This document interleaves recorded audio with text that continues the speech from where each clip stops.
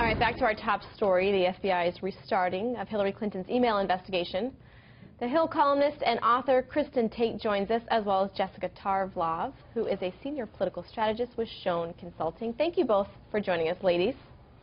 Thank you. Jessica, I want to start with you. We know that John Podesta held a phone call with a number of reporters, and he had said that Director Comey's most recent developments and announcements were, quote, light on facts, heavy on innuendo, and the new info may not necessarily be significant. So how does Hillary Clinton and her team assure voters that everything is going well and the next 10 days ensures victory for them?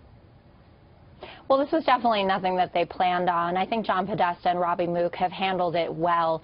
I think that she has to stay on message, keep talking about her, positive vision for the future of the country, but also be willing to answer questions, because that's something that's really irritated voters and contributed to her only having 30% of Americans think that she's honest and trustworthy.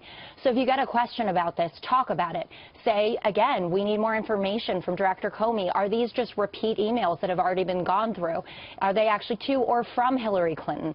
These are important bits of information. I would say that she's probably right that this is already baked into the numbers and her favorability and her honest and trustworthiness, as I mentioned. But she's got to make sure that she seems accountable about this, and she can't just kind of ignore everyone on the press line. I think that would be a big mistake. Okay, so I want to expand on what you're talking about and bring up that Fox News poll. Of course, this was taken before the most recent developments, right?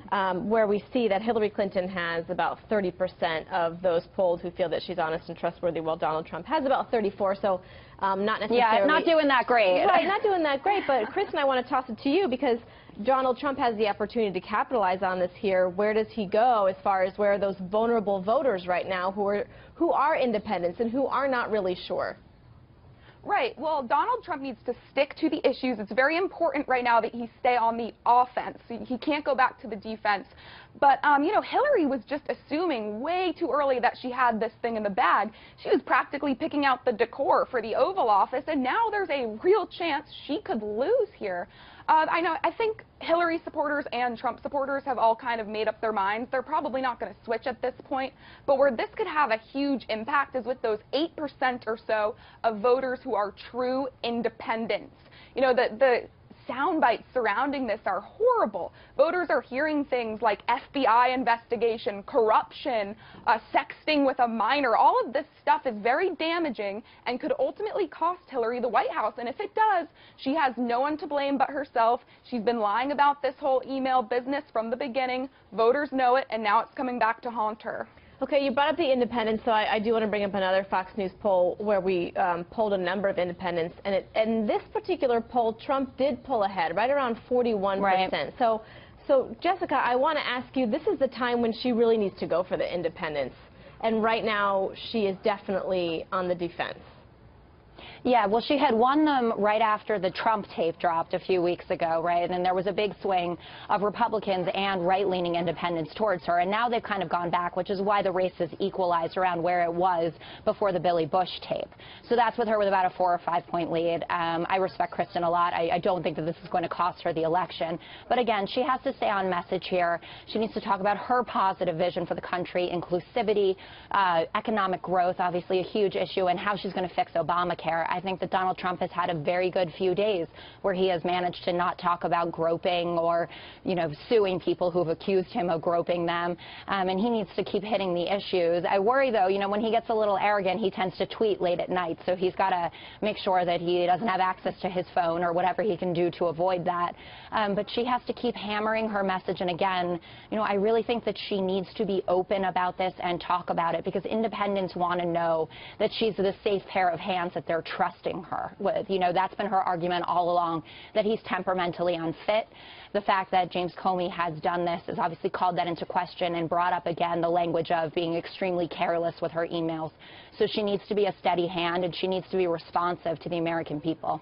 All right, Kristen, I want to give you the last word, because we heard hopefully the tactics that could happen with the Clinton campaign. When we look at the Trump side, where do you want to see Donald Trump over the next 10 days? What states do you feel like he needs to visit? What does he need to be telling those independent voters, those who are most vulnerable? Again, it's all about just sticking to the issues. If he does that, he can really win. And we're talking about independent voters right now, but Hillary also has to worry about mobilizing her base.